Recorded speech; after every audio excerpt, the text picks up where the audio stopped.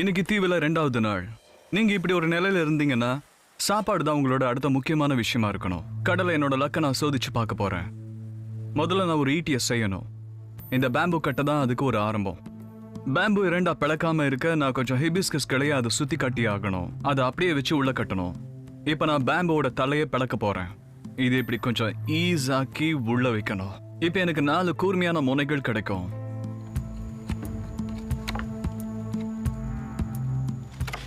இது எவ்வளவு கூர்மையா இருக்கோ அவ்வளோ ஈஸியா முயற்சி பண்ணி மீனை பிடிக்க முடியும். இது ஒரு சூப்பர் டெக்னிக். இது எனக்கு வேற வகையிலையும் உதவும். இந்த தண்ணியில சுறாக்கள் இருக்கிறதுனால இதை வச்சு என்ன நான் பாதுகாத்துக்க முடியும். இது இப்ப ரொம்ப கூர்மையா இருக்கு. நான் மீன் பிடிக்கிறதுக்கு ஈட்டி மாதிரி இது நல்லாவே வேலை செய்யும்.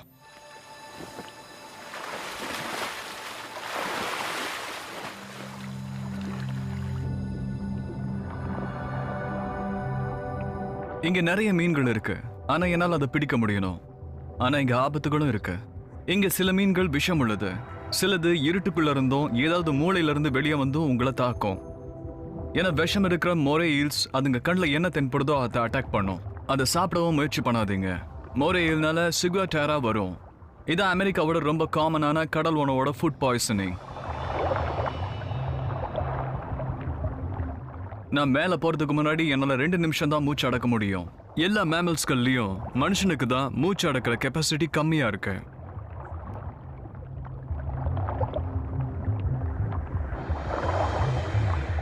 ஆனா நான் போய்கிட்டே இருக்கணும். அப்பதான் இங்க நல்ல உணவு கிடைக்குங்கிற உந்துதல் எனக்கு இருந்துகிட்டே இருக்கும்.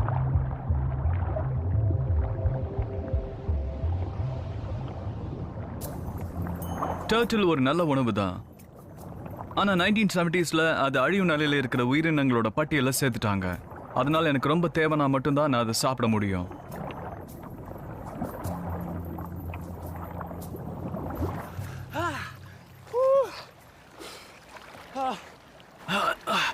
எனக்கு கீழே மூச்சு திணறிடுச்சு.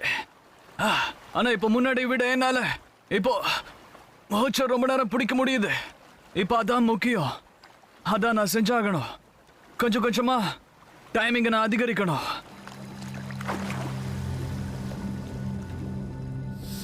ஆனா அங்க ஒரு சுறாவை பார்ப்ப நான் எதிர்பார்க்கவே இல்லை. அதிர்ஷ்டவசமா இது ஒரு சாண்ட் பார் ஷார்க். அவ்வளவு பயங்கரமான இனம் இல்லை. ஆனா இங்க கண்டிப்பா மீதி சுறா இனங்களும் இருக்குங்கிறதுக்கு இது ஒரு எச்சரிக்கை. அதனால சீக்கிரமா நான் தண்ணியில இருந்து வெளியேறி ஆகணும்.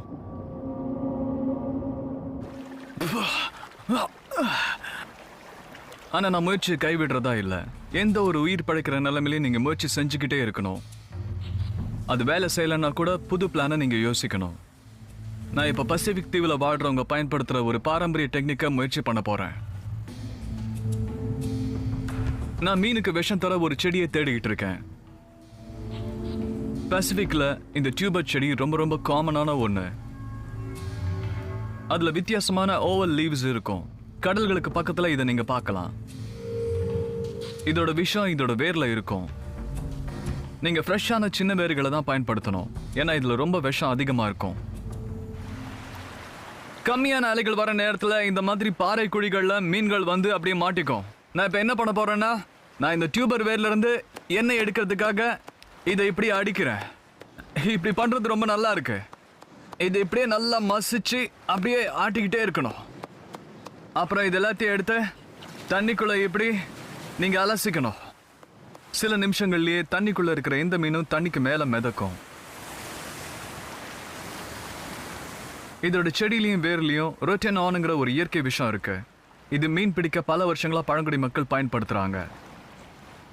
இதோட விஷம் மனுஷங்க மேல எந்த பாதிப்பும் ஏற்படுத்தாது. அதனால மீனையும் சாப்பிட்றதுக்கு சேஃப் தான்.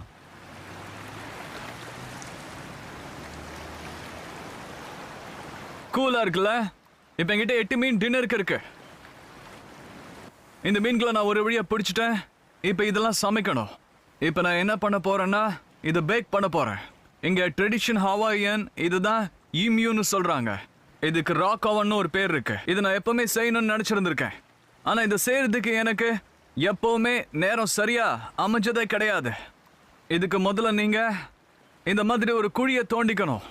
அதுக்கப்புறம் நான் முன்னாடி செஞ்ச என்னோட பெரிய நோஸ் ட்வீசஸை வச்சு இந்த கற்களை எடுத்து இப்போ இதுக்குள்ள வைக்க போறேன். இந்த சூடான கற்களை எடுத்து இதுக்குள்ள வைக்கணும். இதெல்லாம் உண்மையிலே கொதிக்கிற சூட்ல இருக்கு. இப்போ இதை மூடிட்டோன்னா இது அந்த மீன்களை மெதுவா பேக் பண்ணும்.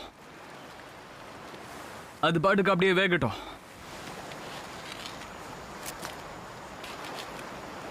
அதோட இந்த கற்கள் எல்லாம் பல மணி நேரங்கள் அப்படியே சூடாவே இருக்கும். மணல் ரொம்ப நல்ல இன்சுலேட்டர்.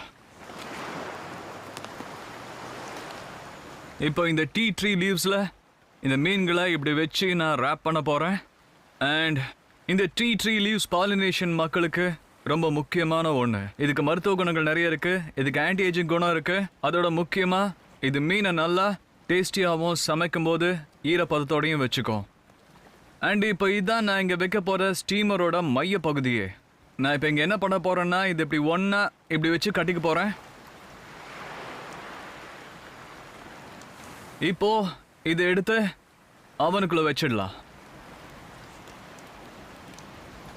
நான் இப்போ என்ன செய்ய போகிறேன்னா சில இலைங்களை இப்படி அவனுக்கு கீழே வைக்க யூஸ் பண்ணிக்க போகிறேன். இந்த பண்டில் இப்படி வச்சு அதுக்கு மேலே இன்னும் இலைங்களை போட்டு இதை அப்படியே இங்கே விட்டுற போகிறேன்.